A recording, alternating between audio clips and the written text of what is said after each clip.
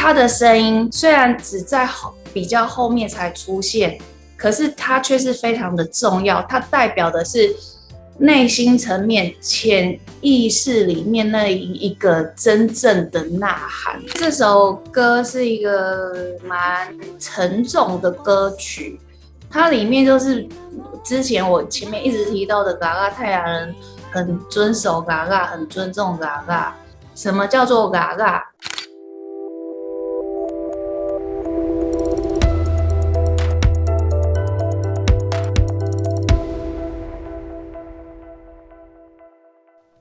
？Hello， 各位加拿大的朋友，大家好，我是亚外毛令，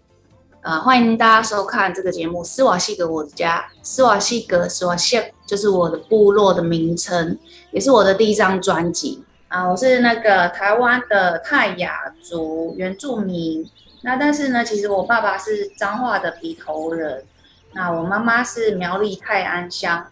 的那个泰雅族原住民。因为父母亲是双薪，需要一起工作，所以小时候在部落的时间还蛮长的。那一直到我长大之后，开始接触泰雅语创作，自己非常喜欢，自己一边学习，然后一边创作，做了3张的泰雅语的母语专辑。那我是一个音乐创作人，也是一个歌手。今天呢，会来介绍我的作品，希望大家会喜欢。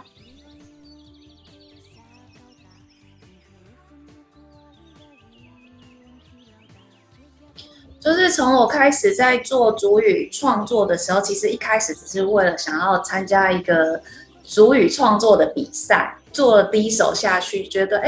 很有趣。那这一首歌其实是跟我妈妈一起做的，因为教育的关系，我们开始有念书的时候就是学中文，可能几十年家里的人跟学校不再讲族语了，那我们没有那个环境去熟悉自己的语言，所以我们会有一个非常大的断层。那在这中间，我想要把它找回来，我就跟妈妈去学，然后跟部落大学去学习，但是会发现说，其实很多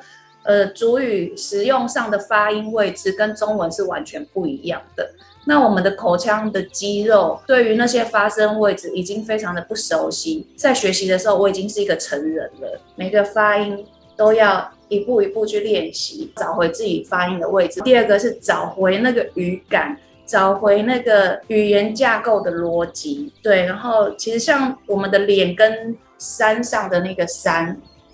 它两个发音很像，乍听之下我们会觉得这两个明明就是一样的字，为什么每次讲都会被纠正？我来讲给大家听。我们的脸叫做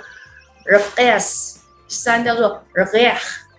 完全不同的发音位置。但是如果一个对这个语言陌生的人来讲，你会觉得这两个字是一样的啊。但是我为了这两个字练了很久，然后把它里面那个细微的发声的位置，把它慢慢的找回来。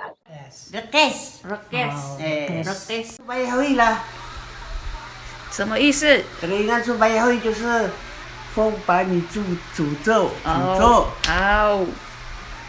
我认为歌手他是有一个示范效应。如果我今天示范的发音是错误的，后面也许有的人想要听我的歌，想要学族语的时候，他就会用错误的发音来学。如果要做族语音乐，自己要努力的去学。然后我觉得很辛苦，是因为我是一边学一边做。以泰雅族人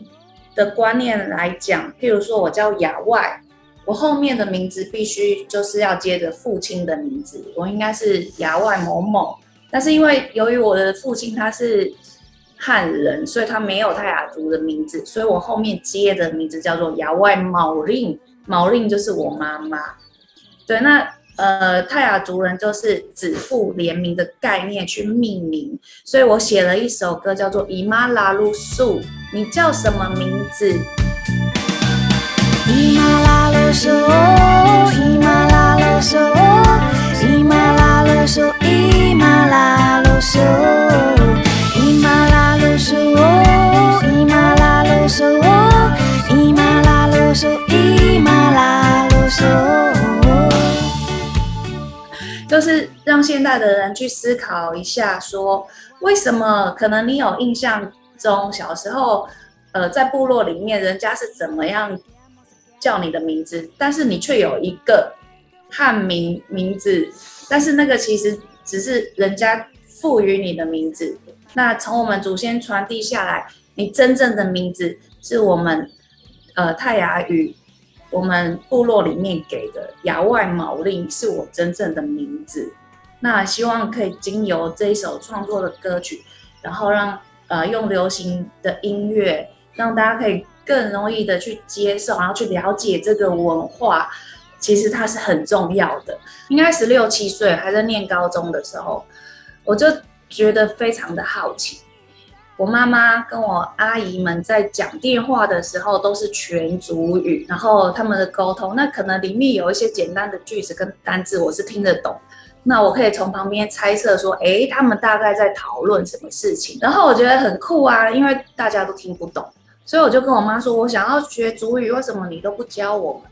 那我妈就会认为说，你为什么要学山地话？你为什么要学？你学这个没有用啊！你要去跟谁讲？开始创作之后，又想要再回去学，妈妈还是觉得很不认同。她说：“你到底你写这个歌能干嘛？谁要听原住民的歌？没有人听得懂。”这个是我面临到一个非常大的一个不被认同。我觉得妈妈的认同比自己对自己的认同更重要，因为他们给的认同是一个非常大的力量。如果他今天认同我做这件事情，我就会觉得我得到力量。可能是因为自己个性不服输，就觉得说好啊，那我就来做看看有没有人要听我做的歌。我就是喜欢，我就是想做，所以我就继续做下去。那其实做到后面，作品一个一个出来的时候，妈妈她自己也觉得蛮认同的，因为她觉得歌曲好听，也看到别人对我们的肯定，他觉得做这件事情是对的，然后他从怀疑到现在就是非常支持。我其实一开始有一直强制性的想要置入自己的语言，但是呢，毕竟我是1/2的原住民，我对于自己喜欢族语是因为自己真的很喜欢，也不是因为父母去逼我，所以我后来才觉得说，他们的父亲其实也是闽南人，然后我婆家讲的是台语，然后他们在学校学中文，然后只是妈妈做族语音乐，所以我觉得我不应该去强迫他们做这样子的学习。但是我觉得非常好的一部分是在我创作音乐的时候，他们一直陪伴在我身边，然后会去问说，妈妈你做这个歌是在写什么？那我会经由这样的过程来让他们知道说我这首歌在写什么，然后为什么要这样子写，让他们去了解我在做的东西。他们给我的意见是相当直接的，就是譬如说我今天做了一首歌，会直接问他说你觉得好听吗？小孩子就是不会说谎，那他们喜欢的歌我就会继续让他发展下去。每一个人自由发展，每一个人的喜好不同，等到他们长大，自己真正知道自己想要的是什么，也许他们会再来学泰雅语，或者是也许他们会去学台语之类，或者是他们很想学英语，那都是他们自己的自由。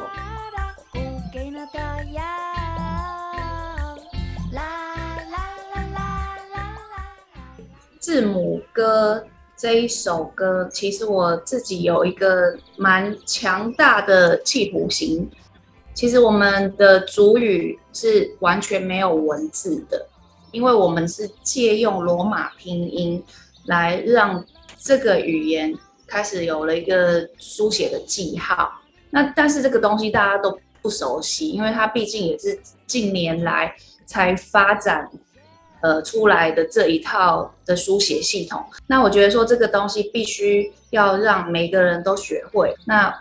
其实泰雅语就是24个字母而已，很简单。那我希望用这一首歌里面24个字母，24个单字，然后让大家听过这个歌1、2遍之后，就会把那个发音跟文字可以连接在一起。那当你有这样的书写记号的时候呢，循序渐进的拼读就变得很简单。然后有族语能力的人，譬如说阿公阿嬷，他们会讲的人，他今天会了这个字母之后，他可以把他自己的话拼出来，写下来，它就变成记录了。那这件事情就变得很重要，而且很珍贵。阿伯子爱个和一个人么呢？哦，不可能是的，我和也是呢。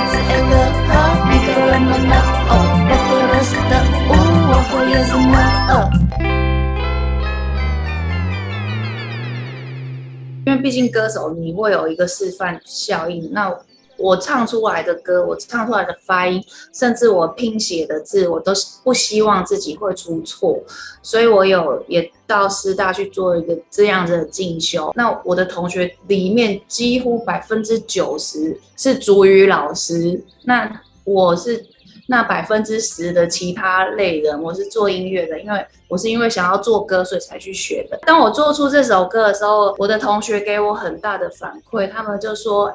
谢谢你做这首歌，因为我们本来没有歌可以这样教小孩，但是因为你做了这样子的歌，我直接就是 YouTube 点下去让小朋友学，然后上课的时候让小朋友唱，可能一堂课他们就一直重复的唱那一首歌。那原本他们可能要花好几堂课教的字母，可能一堂课唱完歌就会了，这是我得到最大的回馈。听说教育部会把本土语言变成一个固定的课程，所以每个小朋友他会去学到这个东西。那如果没有这样子一个轻松的工具的话，其实没有兴趣去学的小孩他会觉得很痛苦。但是他如果在唱歌的时候也可以学到东西，他会觉得很快乐、很有趣。那当然，其实自己在制作的过程当中，在家也是放了非常多遍啊。那这个24个字对我的小孩来说已经非常简单。生活上有没有很大的改变？我觉得还好，但是我跟我妈妈的感情越来越好。为了学族语，就会一直不断的去找妈妈，一直去问她说：“哎，这个怎么讲？然后那个怎么讲？然后我今天写了什么？你听看看。”我念给她听。那我们之间就会多了很多的时间来做沟通。很奇妙是小时候并不想要去了解自己的父母，但长大在做这件事情之后就慢慢的会想要了解为什么他会这样讲，为什么他会这么说。我妈妈跟我们沟通也都不是用打字，她直接就按了一个录音键就讲话啊，比如说你今天在干什么啊？讲中文什么什么，但是他现在就不是讲中文，他会直接按下那颗录音键说就送刷 why， 就是说亚外你今天在干什么？你吃饱了没有？他会用这样的直接主语问我，那我就练习变成是一个绘画练习，然后有时候我直接录给他，讲错了他会重复一次正确的给我。但我觉得他变成一个很棒的互动。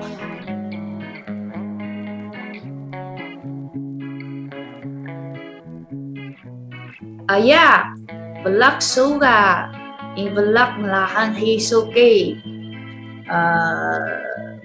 nanu kemang lah, lahi menekuh saku, kusinga makenejat, kenahan ru, miru was natayan, nanu yasaga, in belak melahan hisu nanak, ru, in belak maniak, in belak maavi, hoy su valai， 好亚萨啦，好尴尬。刚刚就是说妈妈，请你好好的照顾自己的身体，然后自己就很尴尬，不知道要讲什么，就说不知道要讲什么了，然后就说请他不用担心我会好好的生活。然后请他每天好好的吃饭，好好的睡觉，然后我非常感谢他这样子因为我妈妈在前2个礼拜有做了一个很重大的手术，确诊她是主动脉剥离，就立即动了一个心脏手术，开胸，整个开胸，所幸没有什么大碍。很高兴他还活着，我好怕他死掉。其实我还蛮感谢他可以健康下来，所以我希望他可以好好的吃饭，好好的睡觉，什么都不用烦恼，活着就好。又题外话了。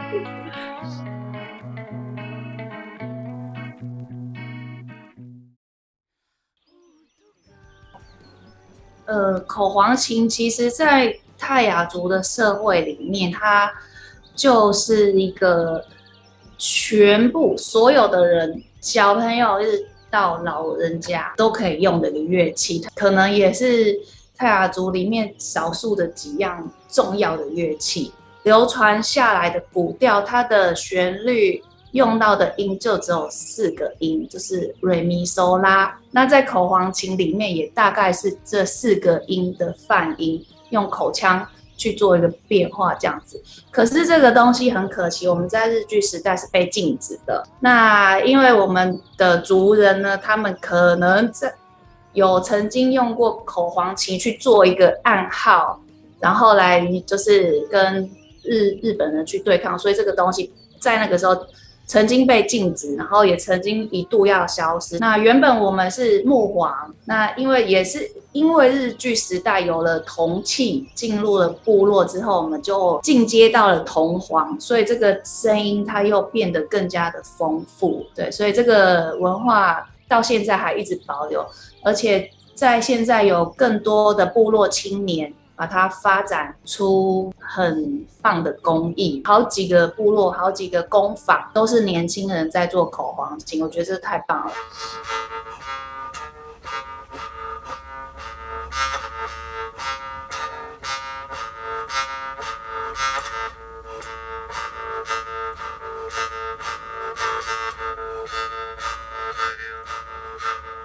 特别要说的是，在《巫医》这一首歌里面呢，我们用到的是三簧的口簧琴。那这个演奏的人是宜兰四季的江明清牧师。那江牧师也是我在一开始接触这个乐器的时候学习的老师。然后我们从单簧可以一直发展到最多可以做到8簧口簧琴。那巫医这一首歌，他认为用3簧的音调去做很适合。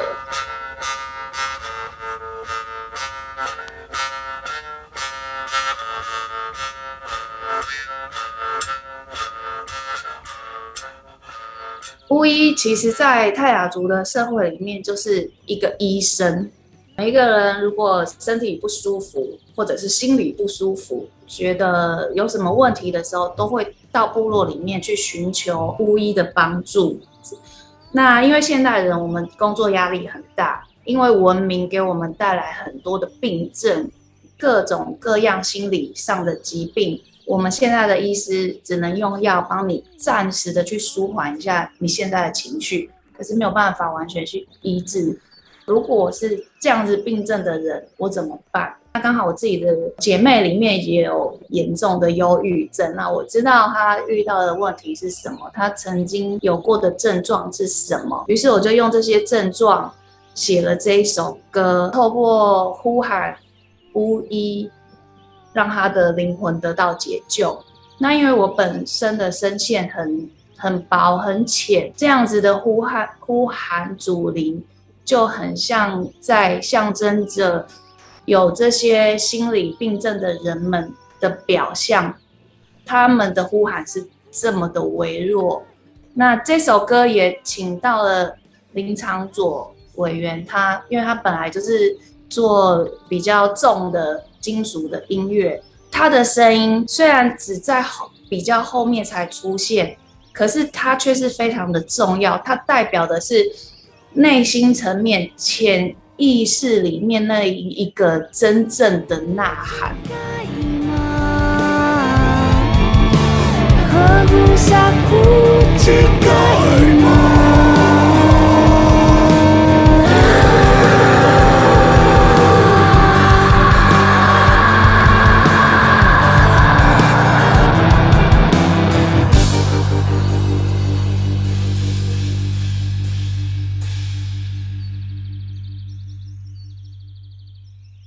其实泰雅族的文化跟汉人的文化还蛮雷同的哦。就像我刚刚说的嘎嘎，它就是一个泰雅社会里面，他们非常重视法律、重视规则，讲他们其实蛮重视伦理的，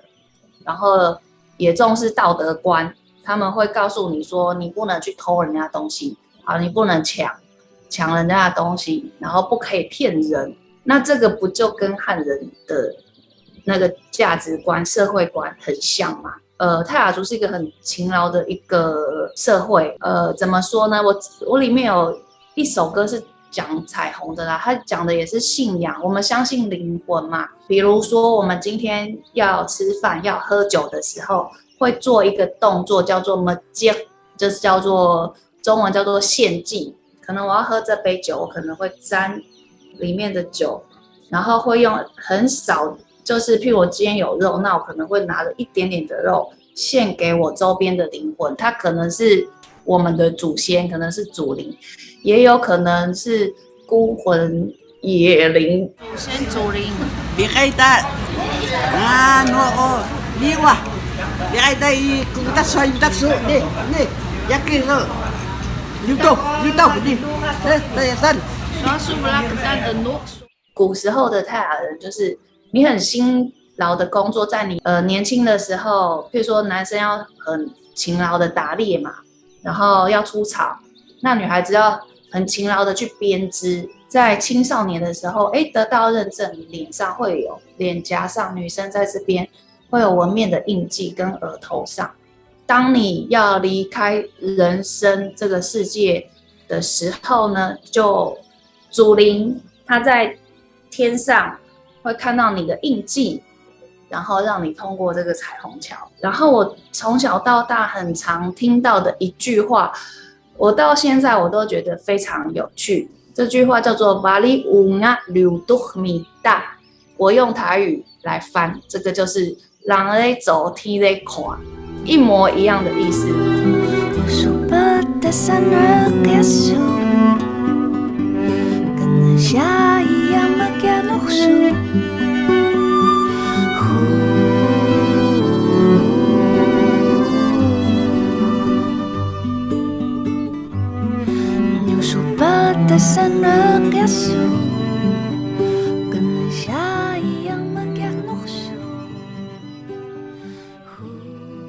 世界哦，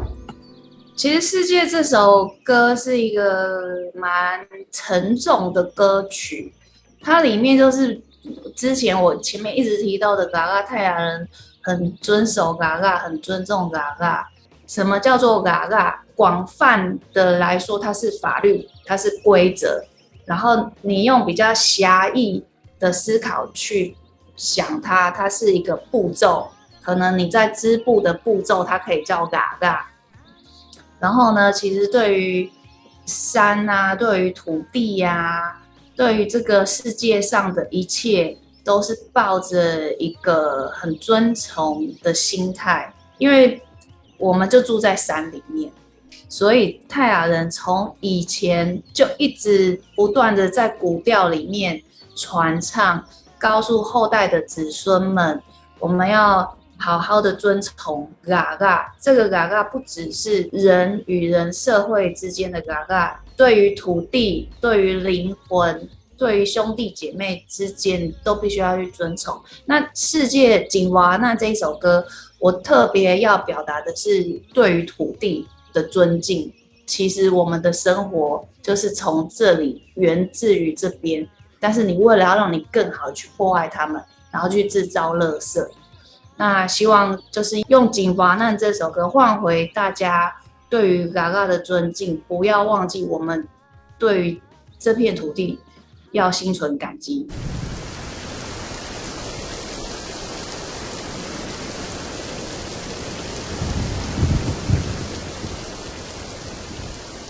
Nganu maga kan kayang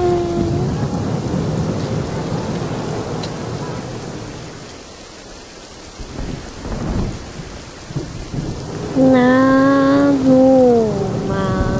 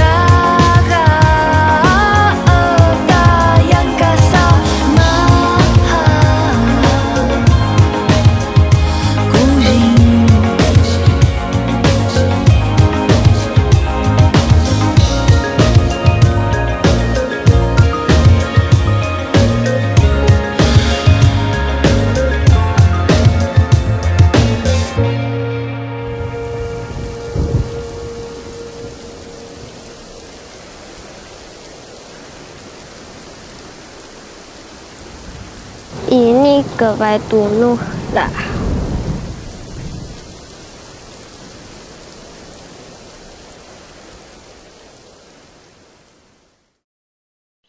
那我很开心，今天可以在这边尽兴的把我的创作音乐介绍给大家认识。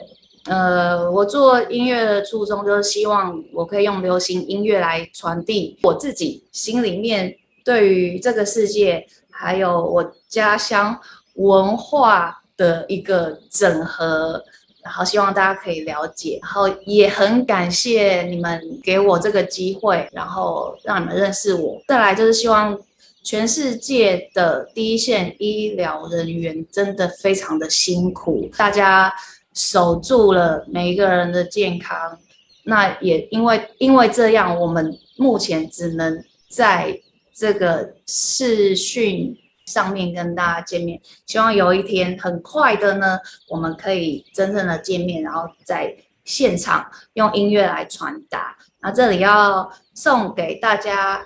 一句泰雅语的话：老嘎达瓜拉，格老嘎格老嘎达瓜拉。希望大家更健康、更坚强，这样子。那我们大家加油平安，谢谢大家，我们欢喜木瓜拉。